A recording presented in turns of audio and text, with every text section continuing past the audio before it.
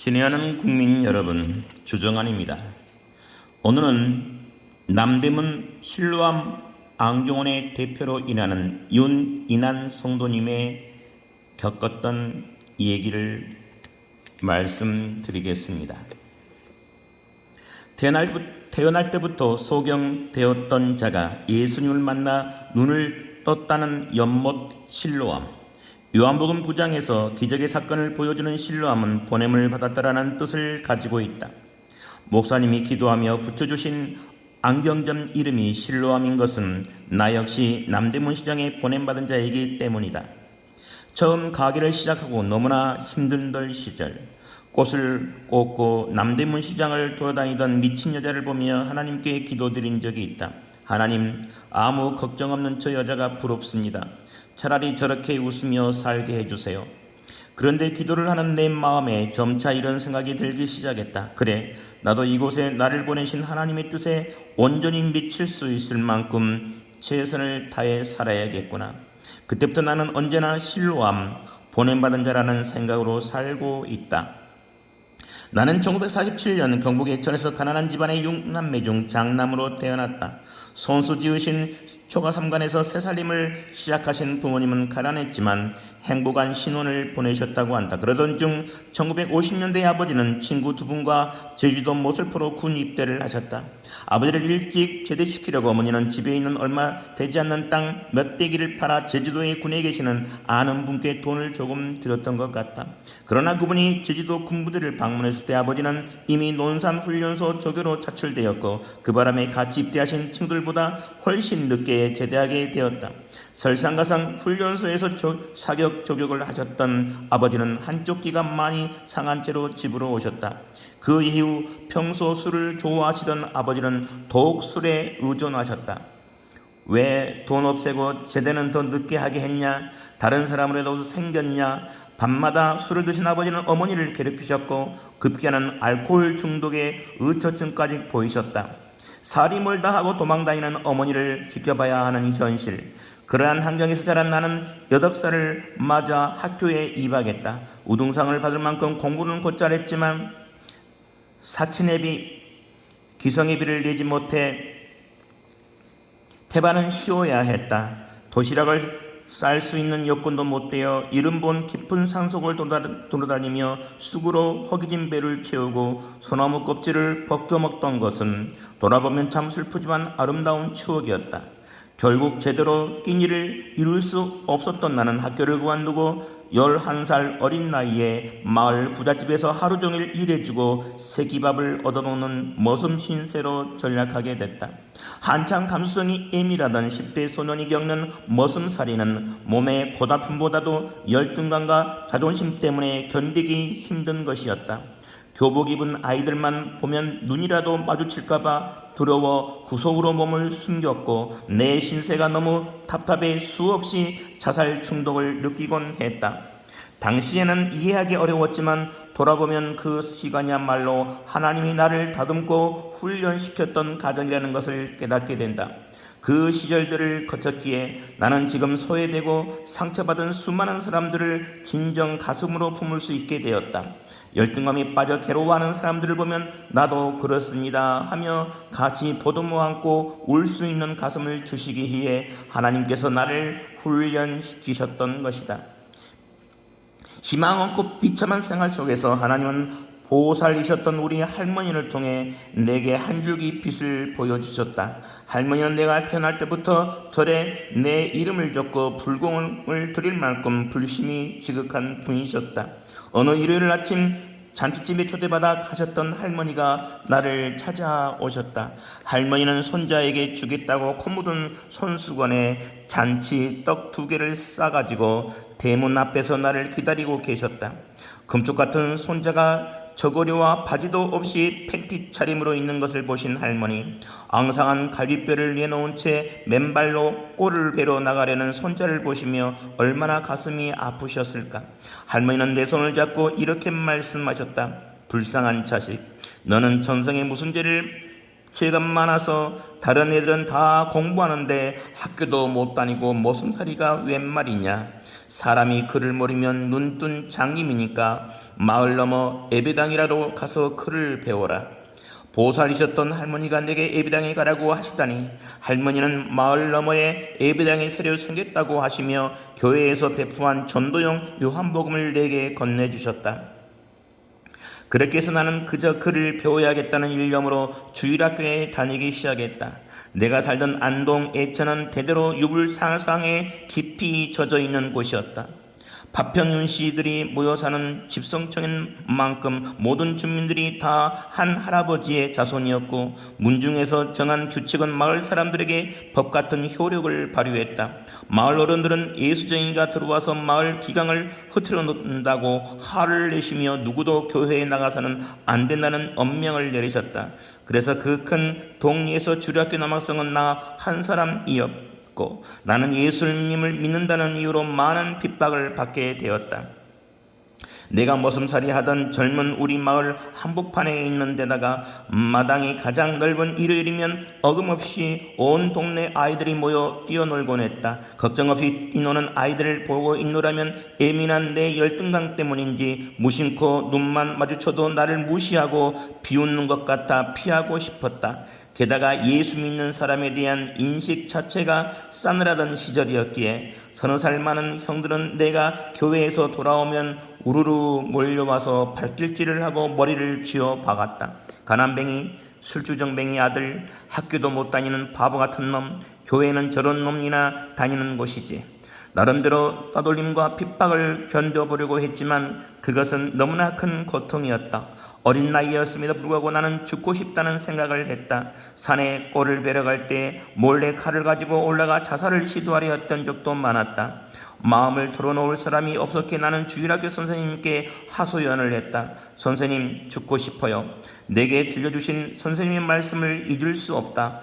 이나나 저 하늘 위에는 금으로 된 하늘나라가 있단다. 너를 핍박하는 사람들은 펄펄 끓는 유황불에 떨어지지만 너는 그 하늘나라에 갈 수 있어. 자살하면 절대 그곳에 못 가니까 죽고 싶다는 생각하면 안 된다. 알았지? 금으로 된 하늘나라, 바로 그 말이 오늘의 나를 있게 만들었다고 해도 과언이 아니다. 여름 성경학교에서 태산을 넘어 홈곡에 가도라는 찬송을 배울 때였다. 나는 영광이라는 단어를 몰랐기에 그 말을 영감으로 잘못 알고 불렀다. 하늘의 영감, 하늘의 영감, 나의 마음속에 차고도 넘쳐. 나는 하늘나라에 영감님이 계시다고 생각했다. 흰 수염을 늘어뜨리고 도포로 입고 계신 영감님. 그분이 나를 기다리면서 미소 짓고 계시겠구나. 그곳이 바로 내가 영원히 살 천국이구나. 그렇게 생각했다. 나는 저 위에 천국이 있고 내가 그곳에 가리라는 것을 1% 의심도 없이 확실하게 믿었다. 그렇게 나는 믿음을 갖게 되었다. 그 믿음은 마치 부모님이 나를 낳으신 것을 내 눈으로 보지 못했으니 100% 믿는 것과 같은 안전한 신뢰였다. 세상에 버려져 희망 없이 홀로 살아가는 한 소년을 찾아와 주신 예수님이 얼마나 좋은지 몰랐다. 세상에 태어나 누구를 진심으로 사랑해 보기 전 처음으로 만난 예수님, 그분이 바로 나에게는 첫사랑이었다. 조개의 아픔이 크면 클수록 진주가 값지다고 했던가. 내 생활이 고단하면 할수록 힘들면 힘들수록 구원의 감격이 커져가는 시간이었다. 그랬기 때문에 전깃불도 안 들어오던 그 시절 코앞에 사람도 안 보이는 칠흑 같은 어둠을 뚫고 기쁨으로 교회에 다닐 수 있었을 것이다. 교회에 가는 길에 거쳐야 했던 공동묘지는 어른들도 무서워해서 날이 어두워지면 가기를 꺼려하던 곳이었다. 그곳을 지날 때면 등 뒤에서 누가 잡아당기려라도 할 것처럼 머리가 쭈뼛 서고는 해서 차마 뒤도 돌아볼 수 없었다. 나는 무서운 마음을 누리려고 주일학교에 배운 찬양을 고래고래 부르면서 교회에 다녔다. 눈이 작아서 그런가 참 겁도 없는 놈이네. 사람들은 그런 나를 신기해했다. 수요일 밤, 금요일 밤 예배에 단 한 차례도 빠지지 않았던 그 시절, 돌이켜보면 그때가 나 자신 가장 순수하게 예수님을 믿을 때인 것 같기도 하다. 다시 돌아갈 수 없는 그때를 생각할 때마다 아련한 추억에 잠기게 된다. 주님과 동행하며 살았지만 멋은 삶들이를 하는 내 삶 가운데는 전혀 희망이 보이지 않았다.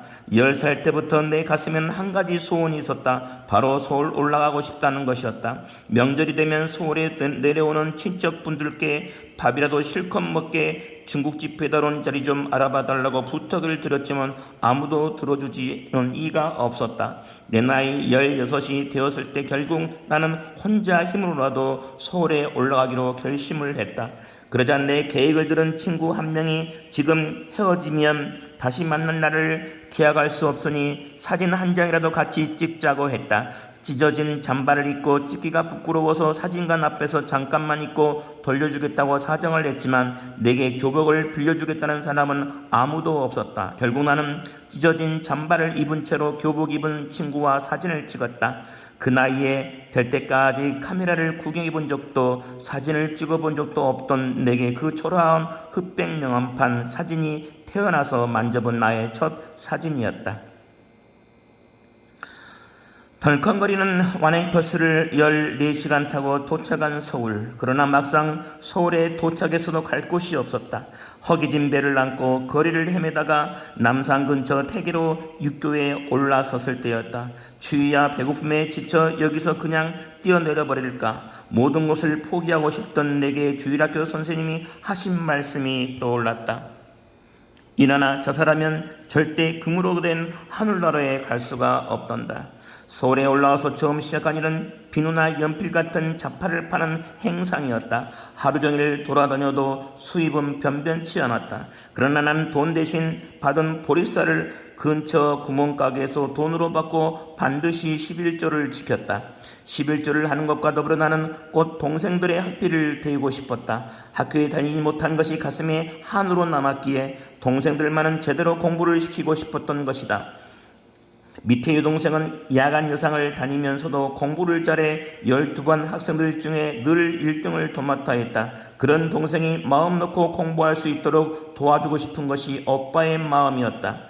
밑바닥 생활이 한 지 몇 년 만에 안경점에 취직하게 되었다. 그때만 해도 안경은 흔한 물건이 아니었기에 어느 정도는 호기심으로 선택한 일이었다. 그러나 당시만 해도 월급은 주지 않고 기술을 가르치면서 숙식만 해결해주는 수준이었기에 나는 동생들 학비를 벌기 위해 1년 동안 강원도 탄강에 들어가 돈을 벌었다. 그 후 다시 서울에 올라와 안경점에 취직한 나는 누구보다도 성실하게 일해 동생과 함께 생활을 자취방을 얻을 수 있었다. 힘들 때면 우리 집 근처 조그마한 교회에 새벽 예배에 가서 울면서 기도를 드렸다. 그때 우리의 기도 제목은 단 하나였다. 하나님, 우리 부모님, 형제들 모두 한데 모여 살게 해주세요. 하나님은 우리 남매의 간절한 기도에 응답을 해주셨다. 좁은 던감방에 온 가족 8명이 모이도록 해주신 것이다. 밤 12시 통행금지 직전까지 코피가 나고 몸이 부서지도록 일을 했지만 내가 받는 월급으로 8명의 가족이 생활한다는 것은 불가능한 일이었다. 결국 나는 고심 끝에 다니던 안경점을 그만두고 내가 직접 가게를 하나 차리기로 했다. 내 나이 27, 1973년 말이었다.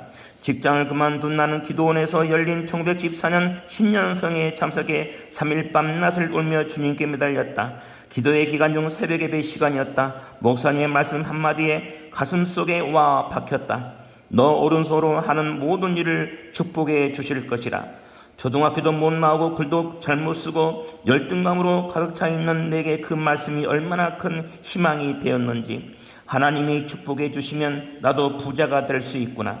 너무나 기뻐 날아갈 듯한 기분으로 집에 돌아왔다. 현실은 여의치 못했지만 나는 믿음으로 담대하게 일을 하기 시작했다. 그동안 벌어놓은 돈 90만 원으로 가게를 얻어 내부 수리를 하고 모자라는 돈 30만 원을 이자 돈으로 빌려야 했다. 1974년 2월 6일 남대문 시장 중앙동 상가 시동에 처음 문을 연 실루암 안경원의 시작은 그처럼 초라하기만 했다. 비록 하나님 말씀을 받고 믿음으로 일을 시작했지만 상황은 어려웠다. 내 안에는 불안감과 초조함이 가득했다. 밤마다 공장 주인들의 얼굴이 떠오라 잠을 이루지 못했고 음식을 먹으면 토해버리기 일쑤였다. 몸무게가 51kg이라 안 그래도 마른 체형이었는데 체중이 순식간에 45kg으로 떨어졌다. 계속 스트레스에 시달리던 나는 결국 병원에서 링거액을 맞고 누워있는 신세로 전락하고 말았다. 가게를 시작한 지 6개월 만인 8월 하순이었다. 눈을 감고 있던 내 귀로 친척들의 목소리가 낮게 들려왔다. 불쌍한 자식, 살려고 그렇게 발부둥 치더니 28 나이에 이 꼴이 됐네. 그러게 말이야. 아까운 놈 꽤 똑똑했는데 결국 이렇게 죽고 마는 것일까? 나는 눈을 감은 상태에서 간절히 기도했다. 하나님, 저 좀 살려주세요. 살려만 주시면 시키는 대로 다 할게요. 나는 모든 것을 포기하고 다시 고향으로 내려가기로 결심했다. 그런데 이상한 일이 일어났다. 모든 것을 포기하고 나자 이상하게 마음에 평안이 찾아오는 것이었다. 돌이켜보면 그 당시에 나는 하나님께 모든 것을 맡길 때에만 비로소 하나님은 역사하신다는 영적 진리를 조금씩 배워나가고 있는 중이었다. 내 건강은 조금씩 회복되었으며 가게 매상도 서서히 오르기 시작했다. 하나님 앞에 내가 바칠 수 있는 것은 아직 아주 작은 것이었다. 어린 시절 크면 뭐가 되고 싶으냐는 주일학교 선생님의 물음에 나는 부자가 되겠다고 말했었다. 그 말에 대한 선생님의 답변은 내 삶 속에서 하나의 확고한 원칙이 되었다. 이나나 하나님을 믿는 사람은 수입의 10분의 1을 하나님께 꼭 바쳐야 된단다. 약속을 이루시는 하나님, 나와 내 아내의 모습을 어여뻐 보셨는지 하나님은 우리에게 큰 축복을 내려주셨다. 어느새 건강도 안전하게 회복시켜 주셨고 번듯한 우리 집도 마련해 주셨다. 장사도 날로 번창해 가게를 차린 지 10여 년 만에 1986년에 이미 32명의 직원들을 들 정도로 큰 발전을 이뤘다.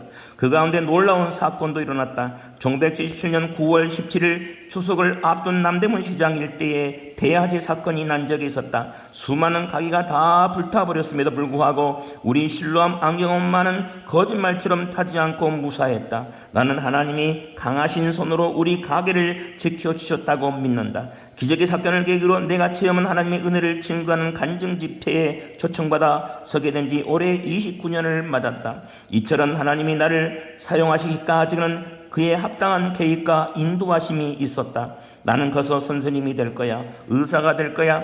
어린아이들이 하는 다짐을 스스로는 다 잊어버려도 부모는 절대 잊지 않듯이 하나님은 나의 작은 계획과 다짐도 모두 잊지 않고 기억하고 계셨다. 1973년 11월 15일 결혼 첫날 밤 아내와 손잡고 기도를 올렸다. 하나님, 새로 시작하는 가정을 축복해 주십시오. 40살까지만 멋지게 돈을 벌고 그 이후로는 공부해서 하나님의 일을 하겠습니다. 그 12년간 정신없이 장사하며 살아오느라 나는 기도한 것을 까맣게 잊고 있었다. 하지만 그런 나에게 하나님께서는 큰 복을 주셔서 남대문 시장에 있는 수억짜리 실루암 빌딩을 공짜로 선물해 주셨다. 1986년 말 40살이 되는 송구영신 예배 때였다. 하나님이 말씀하셨다. 너 40살까지만 돈 번다고 했지. 깜짝 놀랐다. 아무리 시간이 흘러도 사람은 비록 잊어버려도 하나님은 그 다짐을 잊지 않고 기억하시는구나.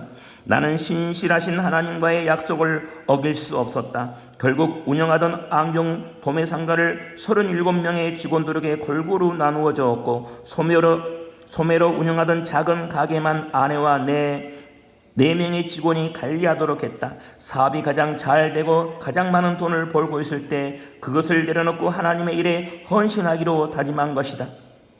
세상 사람들은 그런 나를 이해하지 못했지만 모든 것은 하나님이 주신 것이기에 내 마음에는 갈등도 아까움도 없었다. 이제 중요한 것은 돈을 더 버는 것이 아니라 하나님이 내게 맡기신 재물과 나의 달란트를 하나님 보시기에 아름답게 사용하는 것이기 때문이다. 어린 시절 모순살이 하던 어린 소년을 이끌어 귀하게 사용해 주신 하나님, 나는 오직 그 하나님께 영광을 돌리며 살고 싶다. 그러다 보면 언젠가는 금으로 된 하늘나라에서 하늘의 영감 되신 그분을 만날 날이 올 것이라고 믿는다. 감사합니다. 다음 시간에 뵙겠습니다. 주정한이었습니다.